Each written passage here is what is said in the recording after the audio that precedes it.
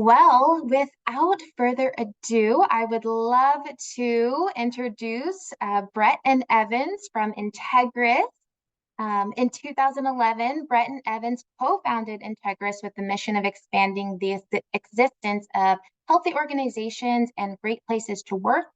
And since then, Integris has grown into one of the world's largest and most successful providers of leadership and team development solutions built around the concept of lean and the tools of DISC, the five behaviors of a cohesive team, and the leadership challenge, which I believe you will be hearing a lot about today. And in solving the people problem, essential skills you need to lead and succeed in today's workplace, which is an Amazon bestseller and was named #1 must read by the Entrepreneur magazine.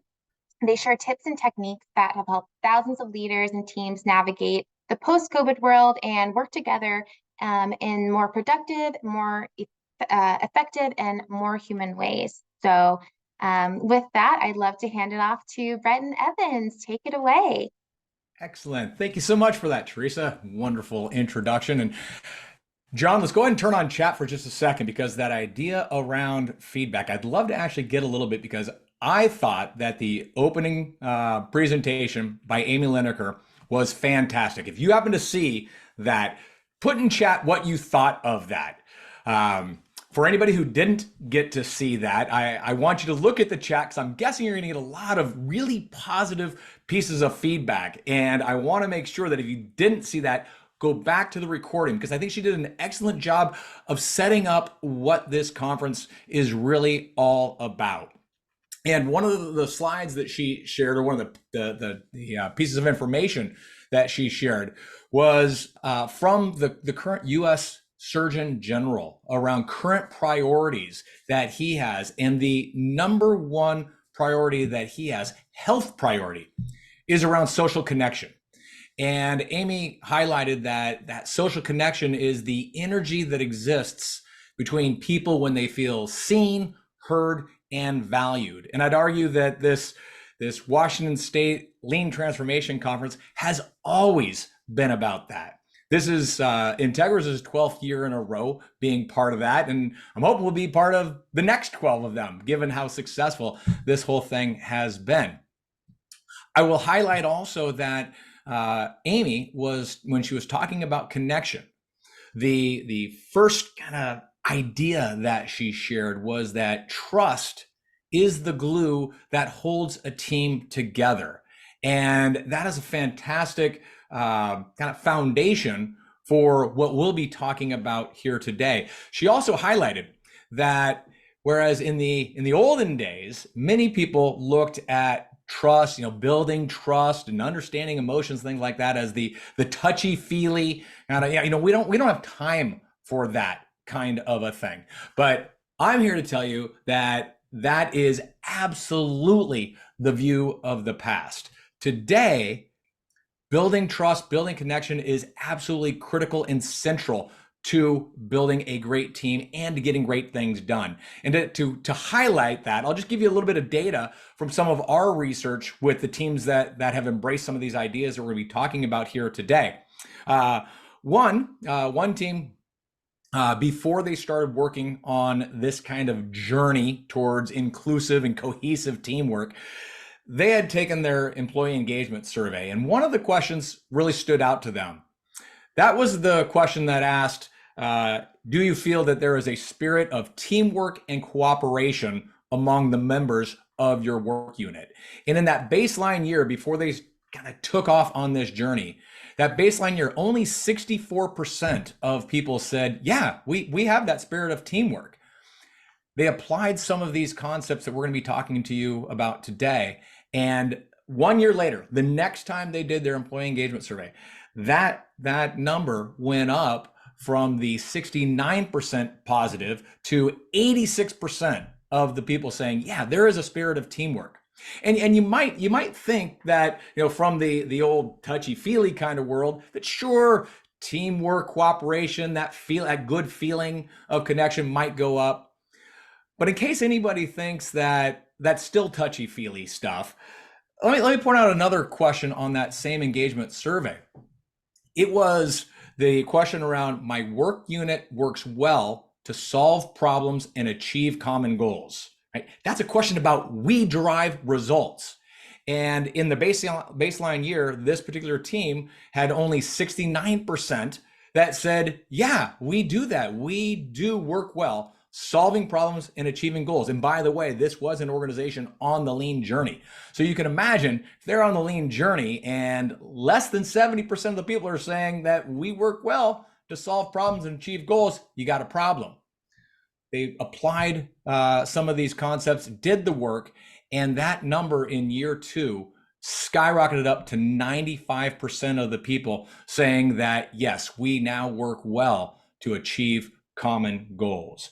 And really that's what this whole program today is all about. And in fact, the entire week. So I'm going to pull up a screen share here, right? Transforming ideas into action. That's the theme of this year's conference. And I know from Amy's keynote to Tracy's to Heidi's today, all leaned into this transforming ideas into action. And I know there are a lot of people on here that have been part of the journey that Evans and I have taken over these years, and we've seen you in live sessions and in virtual sessions, and you know that one of the things that we always like to do is make sure that things are going to be really practical for you. So today we're going to give you a little bit of concept, right, a little bit of model, and then give you some tips on what you can actually do. As Teresa mentioned, we are with Integris Performance Advisors, and since the beginning, our whole mantra, our vision was around this expanding the existence of healthy organizations and great places to work. And in an effort to make this as practical as possible, Teresa, I believe, has already put in the chat or in the Q&A the link to get the slides for this presentation. So if you want to follow along, you certainly can do that. We also set up a landing page to give you some more information about this. There's some different ideas on there that you see, solvingthepeopleproblem.com/teams. So along this way, we want to be as practical as we can. We want to give you everything we can to help you transform ideas into action. Again, all with the focus on driving results for a team. So Evans, what do we have for these folks today? Sure. So if you'll move over to the next slide here, what we really want to talk about is the fact that every team out there has the same basic goal. We word it in our own way, but our goals are all about driving results, be those for our constituents, be those for other members of our own organization. And I want you to think about teams more than in the organizational structure set of teams, because what we really find in modern culture is all of our work gets done by teams, whether those are the teams of who reports to my boss, or whether it's the people who gather on a project to improve something for our constituents, or if it's in the value stream to get that value to the end customer. All of those are teams. So I don't want you to think about teams just as who we report to, but teams as any group of people who are getting together to drive results. We do that because the work is complex, because no one person can do it by themselves. It's how we gather to get things done. And if gathering different groups of people together to get things done works smoothly all the time, we wouldn't need a workshop like this. Unfortunately, as many of you may have found, somewhere along the way, the promise of some of our teams doesn't match the reality we're able to actually get done. And that's because it's not just about results, it's about how we get to them, because we get to them through people and relationships. So if we want those results, here's what all teams actually need. All teams actually need to have accountability about those results, to be able to hold one another accountable to make that happen, which can be kind of uncomfortable. If I want people to be accountable, we need to actually understand what exactly we have committed to and how we have set that up. But we can't get there without having some uncomfortable conversations about what really needs to happen. So we need to be able to have some productive conflict to make those things happen. And all this circles back around to what Brett talked about from Amy's presentation earlier today. It starts with trust, because without trust, we can't let any of this happen. And this isn't new, and I'm guessing most of this resonates with everybody out there, but it still takes work. And we could look at it from a little bit different perspective. If we look back at Google's work on what created the best teams, they found 5 factors in that: dependability, structure and clarity, meaning, impact, and most important of all, psychological safety. When we talk about trust, that's really what we're trying to help you understand, is how do we create that ability for all of us to give ourselves fully to getting the best results together. Now, I started in the Air Force, so I always think about this in terms of where there isn't a really high level of trust and vulnerability-based trust. We're really talking about turbulence. It's what gets in the way of accomplishing the work. The better we can build a deep well of trust with one another, the easier it is to wade into the difficult conversations, to make things happen so that we can move forward quickly, effectively, to meet the needs of all of our constituents. Brett, if you'd move forward to the next slide. So here's the language that we're talking about here. If I really want to be a cohesive and inclusive team, and again, I don't want to think just about that reporting team. I want to think about all the teams that I work with. We need to learn to trust one another. And to trust one another, not just that I will follow through on what I said I would do, but trust one another to the extent that I can actually share when I'm concerned, that I can share when I don't know, that I can actually be vulnerable with other people, because I know we're all going to work together to be successful together at meeting the needs that we have. And that level of trust enables us to actually wade into conflict, to really have great conflict around ideas, to balance passion and respect. Because I care for people, I have that trust. I want to make sure that I keep that, but I can passionately champion my ideas. Here's what we found as we've done this work, and you can see the commit to decisions, hold one of those accountable, and focus on collective results. As we've worked with teams over the years, it's those first 2. It's that building that trust balance with one another, where we can actually be vulnerable with each other. And then stepping in and being able to have productive conflict, vibrant conversation around what we need to do, what we need to decide on, and how we move forward. To be able to disagree without being disagreeable. To find the best way forward to meet the needs that we have as an organization. When teams can do those first 2, the other 3 become possible. And you notice results is at the bottom. If I don't do those first 2, I may be able to meet results short term, but it's really hard to make that a consistent practice for us. Okay. So we wanted to kind of take a look, and this is kind of the basic, I got the model piece of this. We wanted to take a look at that, but now we want to talk about, so what do we do about that? And how do we start to make these things happen? So I'm going to hand it back over to Brett to share a little bit more with you about how we might look at this, both in the positive or, unfortunately, and we see in many teams, in the negative way. Yeah, absolutely. It's so true, Evans. With all the teams that we worked with, all too often, there's a feeling of drama on those teams. And one of the things that I know you believe, just like I do, that there are so many fantastic ideas and models out there. People like everybody doing the presentations this week and next as part of this conference, as well as the experts that are out there. And one of the concepts that we've seen that applies very frequently is this idea around the dreaded drama triangle, right?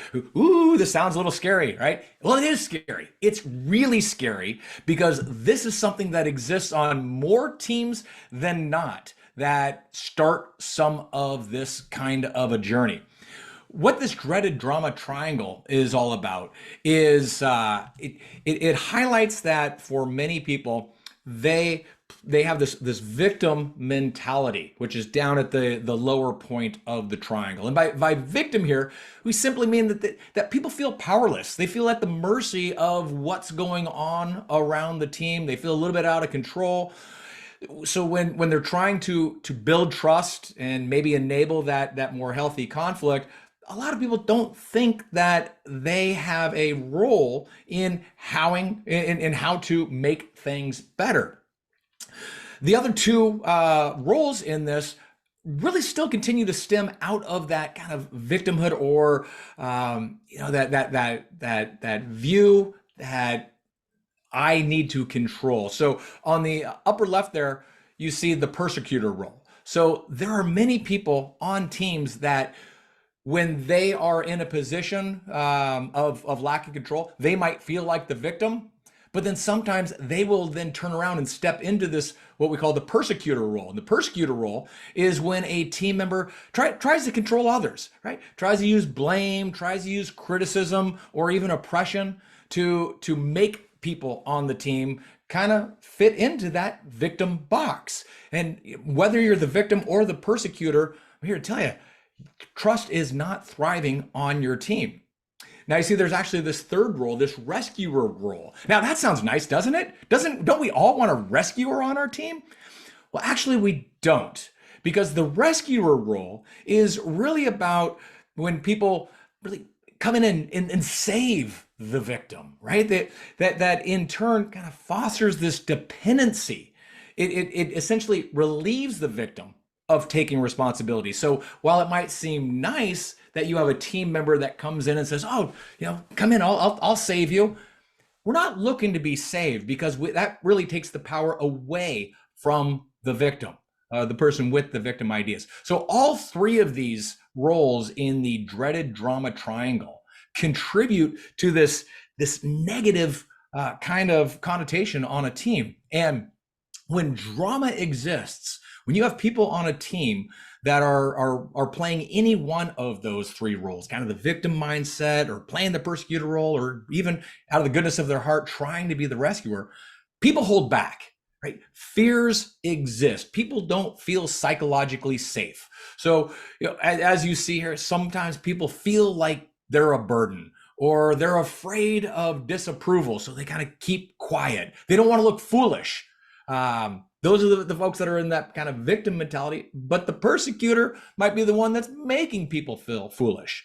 So if any of those three roles are prevalent on a team, you see things like this, right? You see people holding back, and you see people not stepping into the idea of building trust, which is all about connection, as Amy Lineker talked about in the keynote. And really it's about vulnerability. Right? It's about being willing to say, hey, I can be myself. I can step into an uncertain area, and I'm fine because my team's got my back. So there's another framework that is kind of opposite of this dreaded drama triangle. And that's called TED, or the empowerment dynamic. By the way, as you see on the screen, this is all from a book called The Power of TED by David Emerald. Great book, easy little read.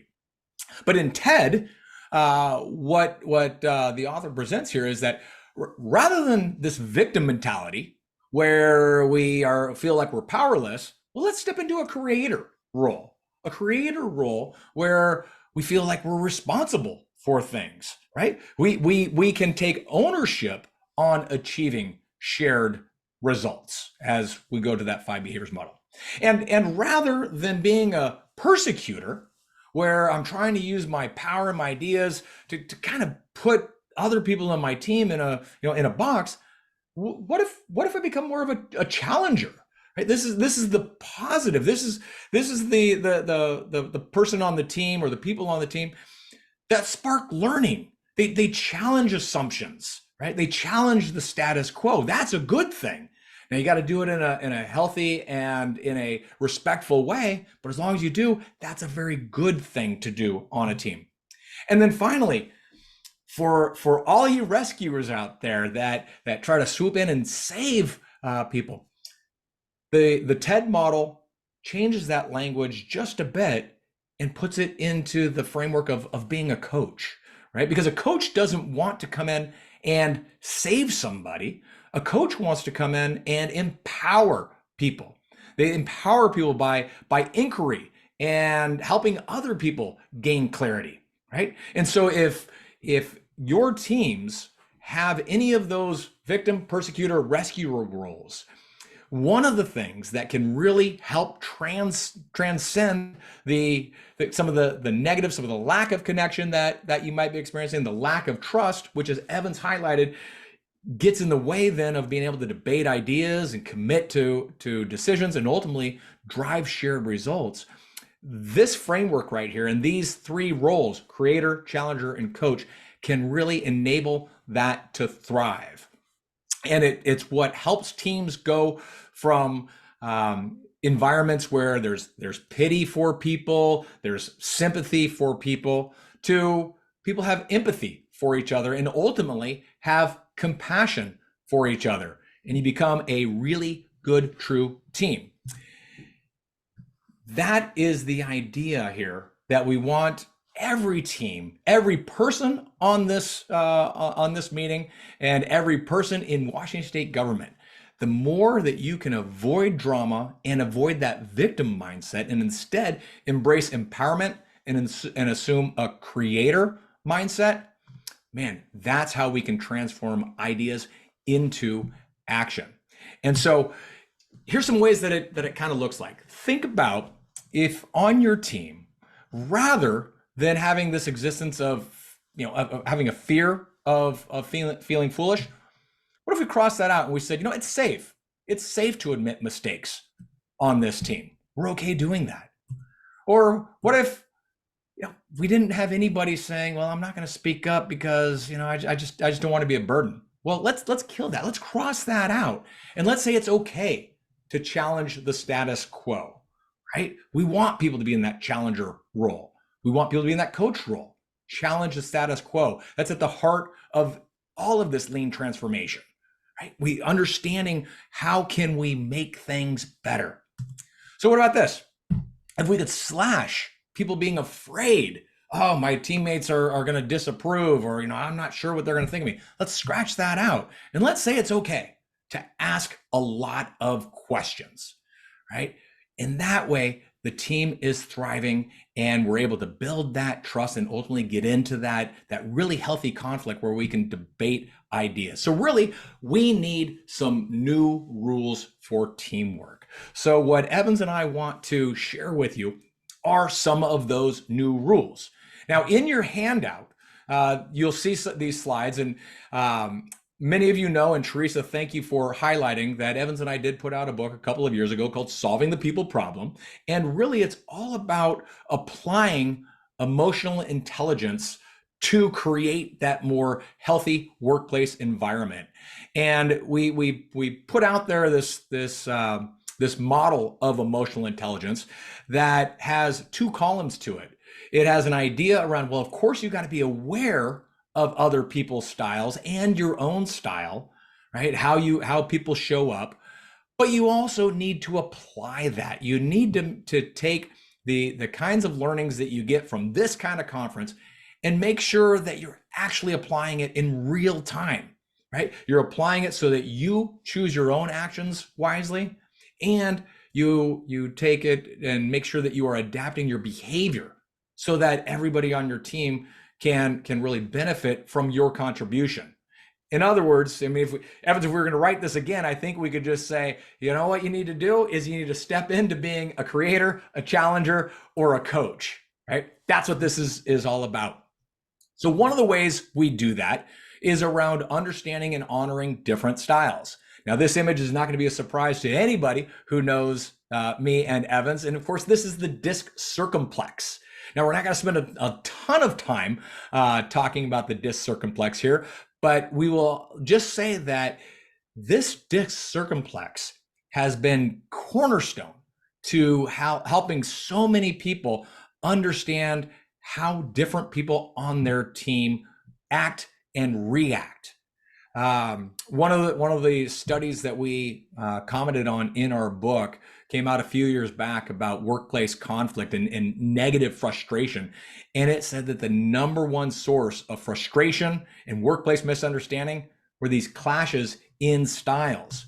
So in your handout, if you haven't taken a disc assessment with us, that's okay. Because in your handout, there's some information around, well, how can you estimate what your style is and what the styles of others are? So if you think about how fast-paced or cautious and reflective someone is, and if you think about how questioning and skeptical versus accepting and warm, you can kind of start to get an idea of where people might lie. Because the reality of this, even though the assessments that we use go real deep into things, the reality is that people who are fast-paced and questioning kind of fall into this D category. People that are fast-paced and accepting fall into this I category. The people that are more cautious and accepting fall into the S category. And then people that are cautious and a little more questioning tend to fall in that C category. Now, of course, this isn't as simple as saying, oh, well, you're in that quadrant, you're in that quadrant, and you're in that quadrant.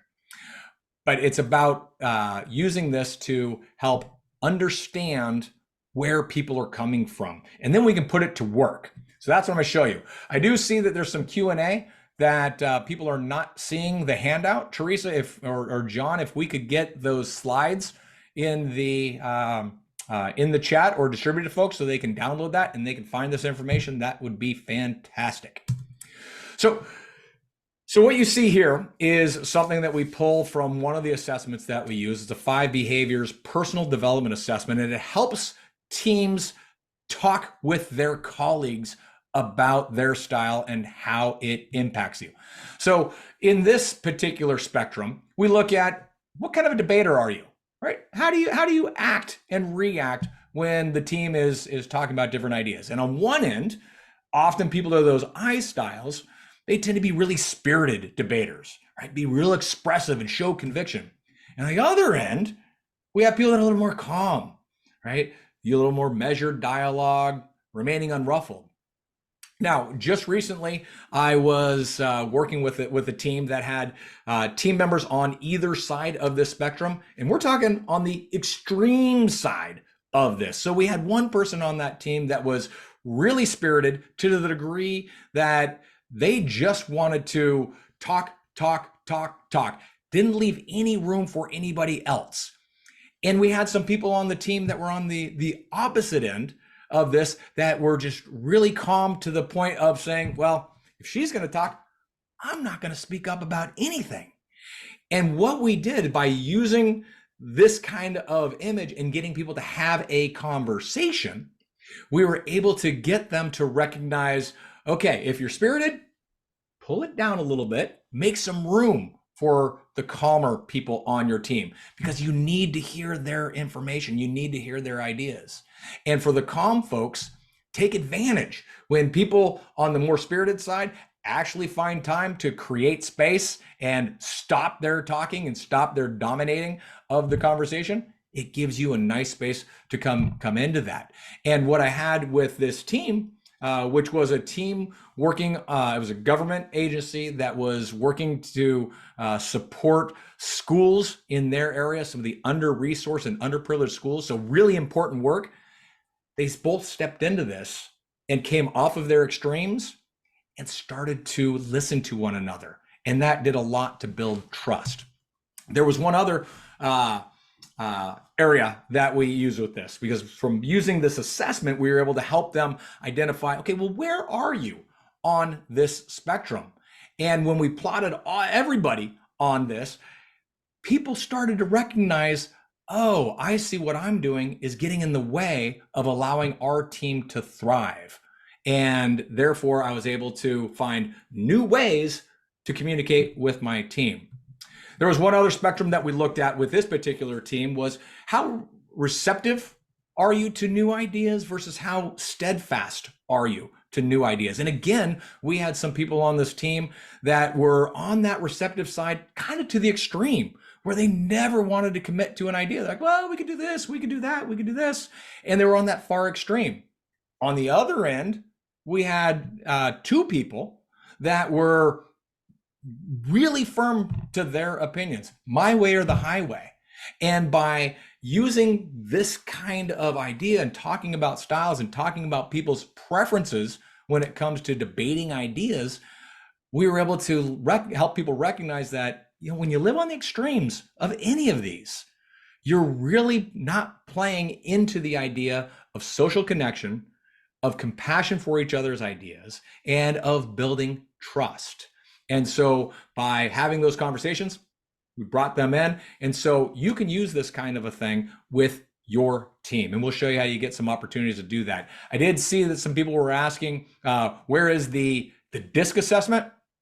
So that's a separate tool. I'm not pointing to a DISC assessment right now, but what I would do is I would point into the handout slides where it shows you how to estimate your style and the style of others.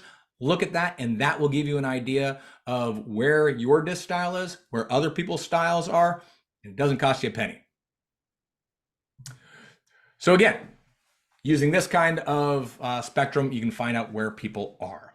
So also in that handout, again, without even taking the assessment, there are some tips around different DISC styles, both what's productive and what is destructive. And what I would argue is you can use this particular page in your handout, have a conversation with your team, and it's not about reading the page and saying, well, that it says here on the page, that's exactly who you are and how you act.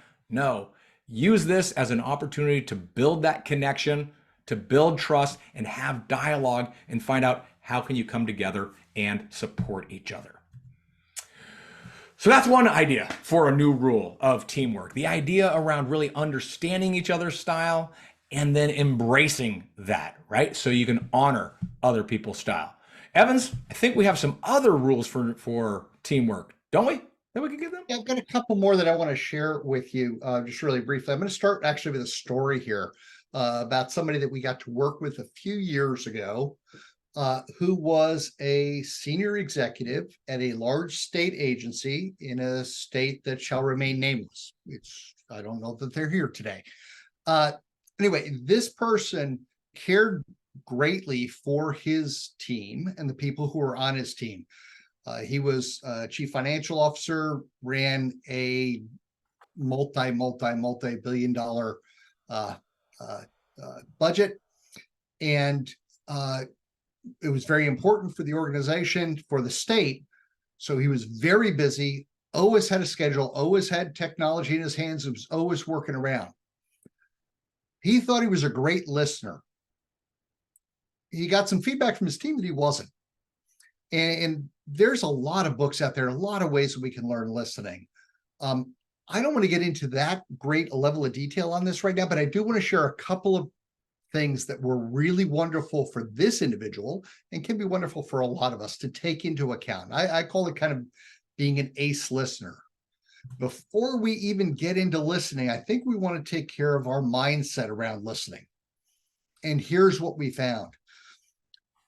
3 simple ideas: attention, curiosity, and engagement. If I want to listen to somebody, listening is one of the greatest ways we can support and honor the people that we are interacting with. What this person did, and this may be a little extreme, at least I found it a little extreme, his office was set up with a couple of monitors, which he tended to sit behind. And when people wanted to talk with him, he was behind those couple of monitors. Frequently, those monitors still on. He kind of never got the message that multitasking doesn't really work. Okay, so people didn't feel like he was really present and listening to them, even if he thought he was. Okay, so I think one of the things that's important for all of us to do, because maybe we're not that extreme, we wouldn't do that, but how many of us have caught ourselves checking our messages during a conversation or during a team meeting, or have found ourselves, oh, I don't know, maybe updating my grocery list, right? We live in a complex world with thousands and thousands of things going on through our heads all the time. If we really want to say we are listening, we need to be able to clear that clutter, both the external clutter of our technology which can be really, really challenging because it's gotten easier and easier to be carrying it with you. But also the internal clutter in our mind, the things we're thinking about. How often have you caught yourself listening to somebody else trying to prepare your response, not actually hearing what they're saying? So the first thing I want you to always remember when you're thinking about listening is attention. It's presence. It's being there fully with the person so you can hear what they have to share. The next piece of this is curiosity. Our mindset when we're listening is listening to learn. We don't listen to agree. We don't listen to make our own points to win an argument. We listen to learn. We listen to get a different perspective. We listen to honor somebody else's piece, somebody else's ideas. When somebody shares something that's different from what I think, that's an opportunity, not a risk. It's an opportunity for me to learn, for me to expand, for me to see things in a new perspective. When we approach our listening from that spirit of curiosity, it's amazing what we may learn. As a matter of fact, one of the quotes, and this is unfortunately, this is a quote from a senior executive, is, "It's amazing how much smarter my staff got when I actually listened." Don't catch yourself with that. We should all be doing that. How do we honor the people around us? How can we actually make sure that we're being curious, that we're looking at not how can I respond, but how can I hear? And it's only if I can do those two things that actually the engagement, the open-ended questions, the checking for understanding, the restatement, all of those wonderful listening skills, they only work if I'm doing them from the right mindset, from the fact that I'm really present with the person, not doing something else, not having split focus. And I'm also with that spirit of curiosity, with that spirit of learning. That's what enables me to really do engagement in a great way and bring people in. It's amazing. I've done continuous improvement work for so long, and I know so many of you are lean practitioners.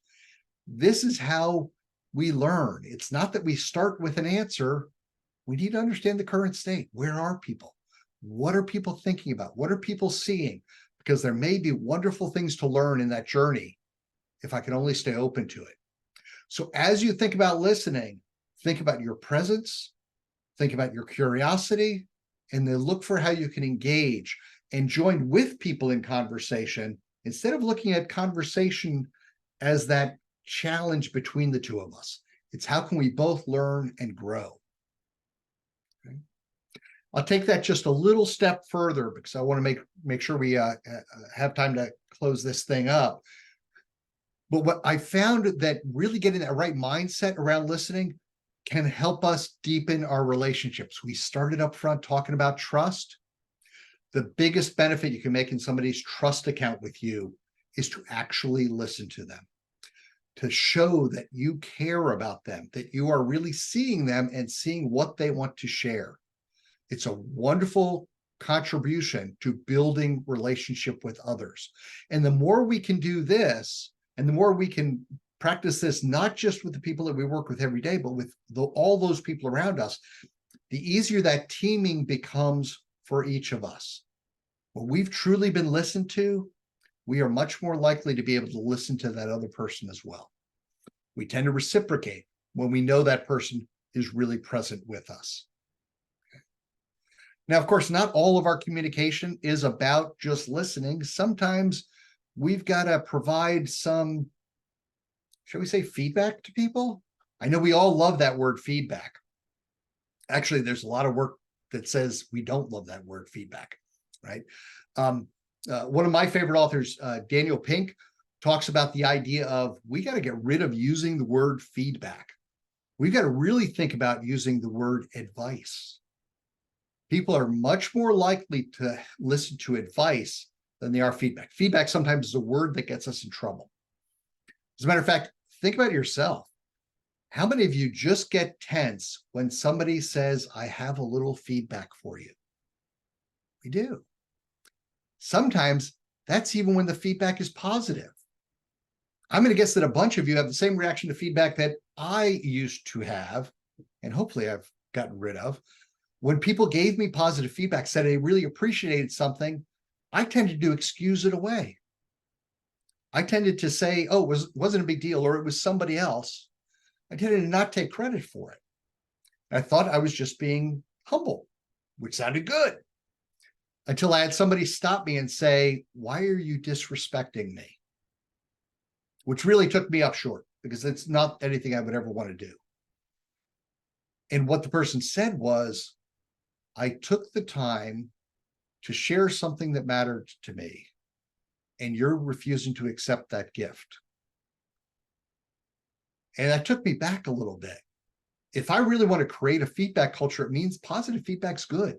We should be looking for those opportunities. You should be sharing those opportunities. So I was working with a team that had a person on the team who was very strong with their opinions. As a matter of fact, they tended to steamroll the whole team frequently. We took them through the DISC model and talked a little bit about different personalities and in different ways in which we interacted with one another. And I knew it was starting to get through when I saw this beautiful interaction happen on the team. That person who tended to bowl over everybody on the team started to get really energized in the meeting, started to get a little bit louder, started to get a little bit quicker paced in how they were sharing things, started to show they really weren't listening to those people around them. And it was actually one of the quietest people on the team who said, excuse me, Bob, I don't think you're intending to do this.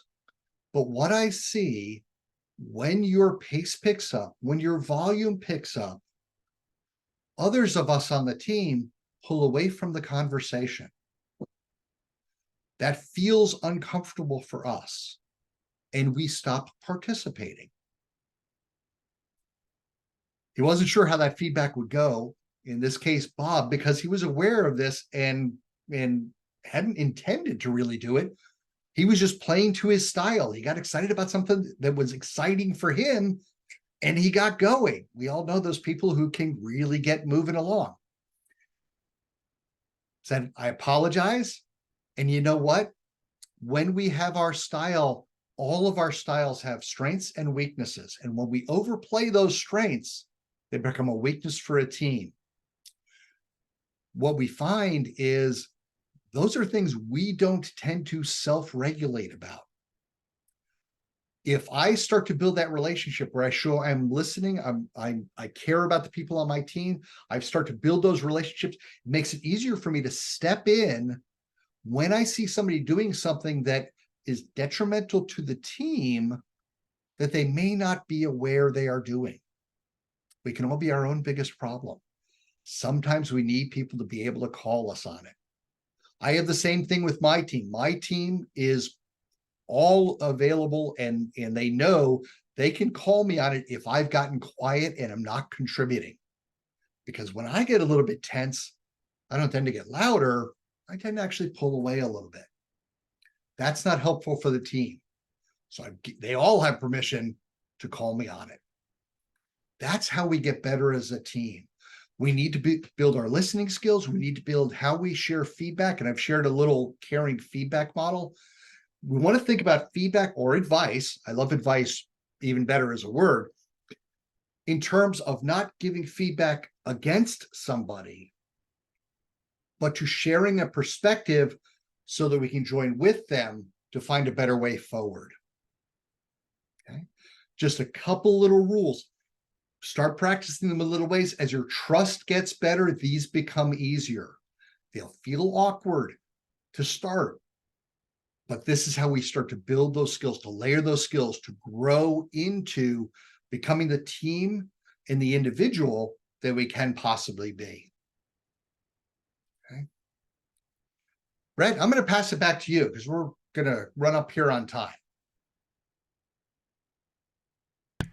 Excellent. Thank you for that, Evans. And actually, we're actually running good on time here. I know we need to finish just a little bit early, so Results Washington can have some final words. So I'll come back to the Q&A for a moment, and there's a lot of really good questions coming in. Some of them, to be honest with you, are a little bit more in-depth conversations than we can have in the time that we do have today, and get into some real depth. But there were a couple of questions that came in here around, when a team needs to have in-depth conversations about really tough issues like around gender diversity, around historical racism. How do we make sure that that dreaded drama triangle, that people aren't incorrectly labeled as a persecutor or a victim, when all they're actually doing is bringing to light real issues that have to be addressed if the team is going to move forward? And I typed in a bit of an answer, but I will say in general, what we find is, and Evans, you and I have been doing this for over 20 years together, and we've yet to find any kind of magic wand that allows us to say, all the bad behavior just goes away. But what we do find is that this is the kind of thing that a team can say, we want to be better, and can start to build over time. A little bit of trust breeds a little bit more trust, breeds a little bit more trust. So we find that the ideas that we're sharing today, and in fact, many of the ideas you're going to hear over the course of the next week, are pieces of the puzzle, right? That can help a team get to that place. And so because there are a lot of questions happening, and because there is more to share, I will just conclude by pointing people back that we did put together this landing page at solvingthepeopleproblem.com/teams. And here you can find things like some more information about the core framework that we're talking about, the 5 behaviors of a cohesive team. You'll find a video. So many of you know that this framework is built on a best-selling book called The 5 Dysfunctions of a Team. So we have a video of Patrick Lencioni talking about the importance of teamwork. We do have the opportunity to ask some questions so we can get into it a little bit more. And then there's even a little surprise for you, that if you'd like to take the personal development assessment that we've referenced a few times in here, for a limited time, you can actually take that 100% free from that website. Many of you know we try to give as much value as we possibly can. So that is there for you if you'd like to take it. So just go to solvingthepeopleproblem.com/teams, and we will do all we can to continue to support you. So Teresa, John, that's the end of our formalities. Would you like me to go ahead and turn this back over to you? We have a few minutes for Q&A. If you'd like to continue and address any questions, Brett, feel free. Sure, fantastic. Are we able to open, have hands raised or anything like that, or should we just use the questions that are being asked? Actually, so I'm seeing there are questions being asked. How about we just address some of these? So Evans, I see that you are typing in at the next one. I saw a couple of questions come in around, is there a link to the DISC assessment online? Now, to be clear, the caveat, this presentation, although it referenced DISC, this was not an intention to say, hey, give us a call so you can buy the DISC assessment. That's why we included in the presentation the opportunity, the guidelines for how can you use these concepts in by estimating where people's styles are. And we gave you that handout to indicate what are some of the productive and destructive tendencies that you might think of. But if you are interested in an assessment, we absolutely do have those. It is an online assessment. It takes most people about 20 minutes, and it gives you access to a whole lot of deeper tools. So that's all I'll say about that, because this is not about trying to push the DISC assessment in any way. Let's see, what else? Where are you? Evans, you're talking about... Oh, you want me to just do this out loud? Yeah, please, go ahead. Go ahead. There was a great question here saying this model seems to rely on everybody coming to the table in good faith. That's not always the truth. What we find is, though, when that is not the case, when I have somebody who is a holdout or who is perfectly comfortable in the dysfunction we have as a team, it means that we've got to kind of buoy up and set what are some ground rules that we need to live by. What do we need to accomplish as a team? How do we need to act? And then we need to start to build our feedback skills so that we can start to hold the behaviors that are not in accordance with who we are as a team. It would be wonderful if everybody always was really on board to start. What we usually find is some of those people who are not on board to start, they're not on board because of their history. If we can consistently build good behaviors going forward, a lot of those people actually, they would much rather play in that lake, but they don't believe it's possible. So I frequently, I've worked with teams where we've had big discussions about, you have to be able to let down the steamer trunk of past ills that people have done you to actually move forward. And Evans, I can actually share a very recent, this story. The names have been changed to protect the guilty. But I was working with a team recently, and we were in our 3rd month of kind of going through these ideas, and we ended up pausing the entire thing because somebody stepped up and said, Jane, just picking a name, Jane, I have to tell you, I haven't been able to build trust with you because do you remember 12 years ago when you went to our then boss and you said that I was working on this project kind of against your will? Yeah, 12 years ago. 12 years ago, this gentleman had been sitting on that fear, that grief, that anger towards this teammate. And so the idea around, can we just get into this right away? Well, he was holding on to this for 12 years. We were in our 3rd session of talking about these things, and that came out. So while we haven't found a magic wand per se, I would say if we can break down some things in 3 months that have been sitting there for 12 years, this might be kind of close to it. Let's see. Are there any other questions? Let's see. Teresa pop back on as well, Brett. What's that? Just saw Teresa pop back.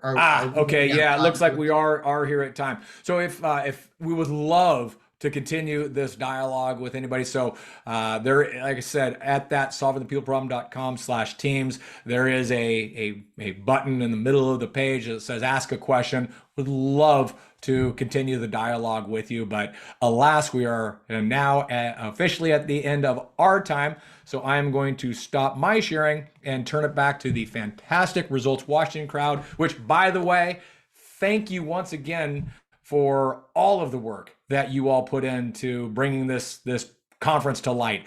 I know it's not easy, and you do a fantastic job with it. So thank you for that. Thank you both, Brett and Evans. I know I could stay here all day and listen to you and learn from you. And I learned a lot about, deepening our thinking and our listening and, how to just accommodate those different communication styles that we all bring to the table. So we all appreciate you and just want to thank you for your time.